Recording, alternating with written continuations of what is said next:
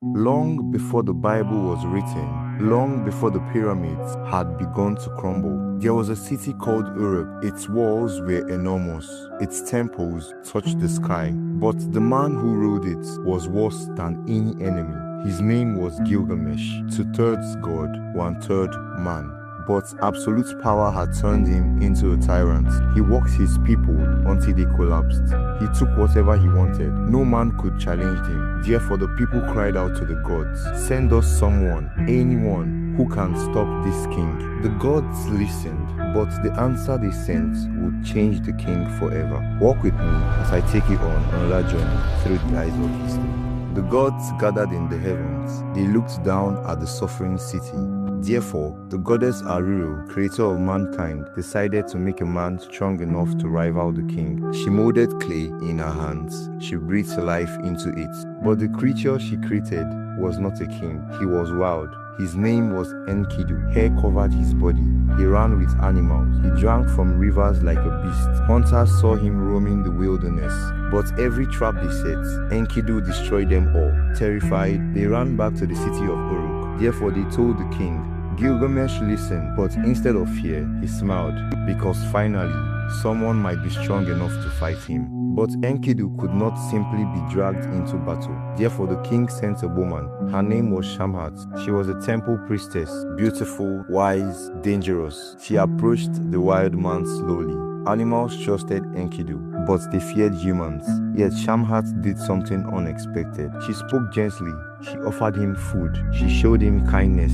But most importantly, she showed him love. For 6 days and 7 nights, they lay together. When it was over, Enkidu tried to run back to the animals, but the animals ran away from him. He was no longer one of them.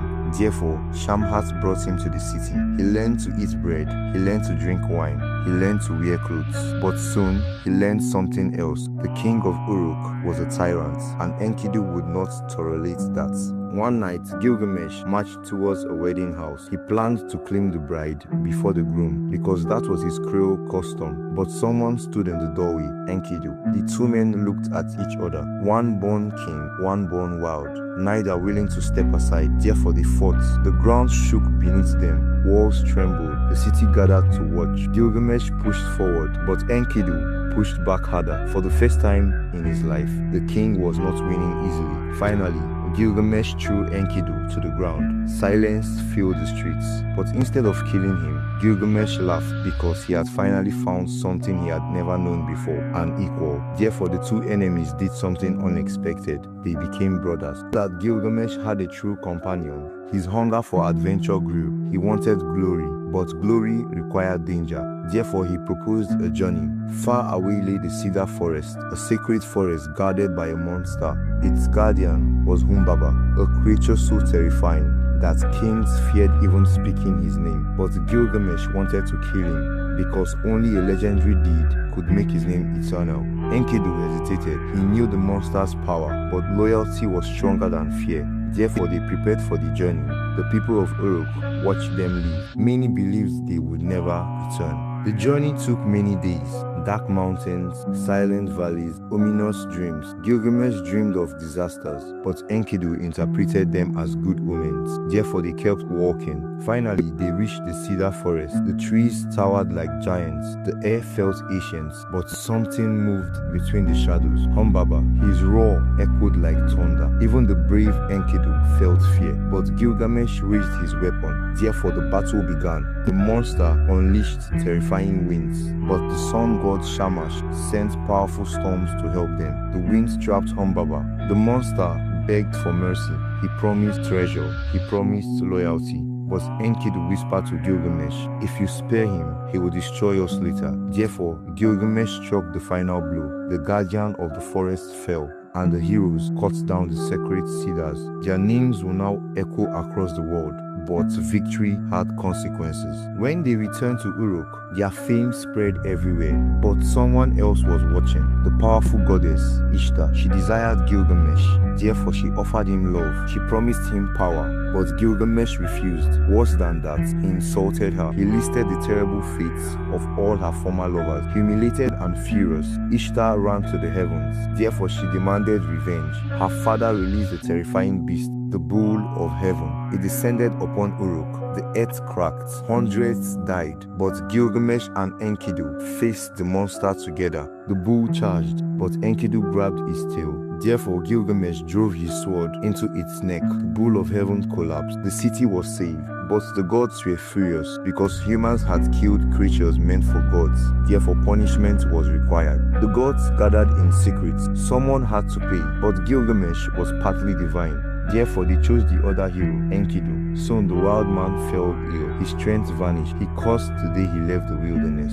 He cursed Shamats for civilizing him. But later he realized something. Without that journey, he would never have known friendship. Therefore, he withdrew the curse. But death was approaching. Enkidu spoke to his brother. He described terrifying dreams of the underworld, a dark place, a house of dust, where kings and peasants were the same. Soon after, Enkidu died. Gilgamesh collapsed beside the body. He refused to bury his friend. For days he sat there, watching decay slowly claim the corpse. But eventually, reality became undeniable. His friend was gone. Therefore, Gilgamesh panicked, because if Enkidu could die, so could he. The mighty king fled the city. He wandered deserts, mountains, dark wilderness, searching for one thing: the secret of eternal life. At the edge of the world lived a man who had escaped death. His name was Utnapishtim, the survivor of a great flood sent by the gods. Determined to find him, Gilgamesh crossed deadly mountains, guarded by scorpion beings. He walked through tunnels of total darkness, but finally,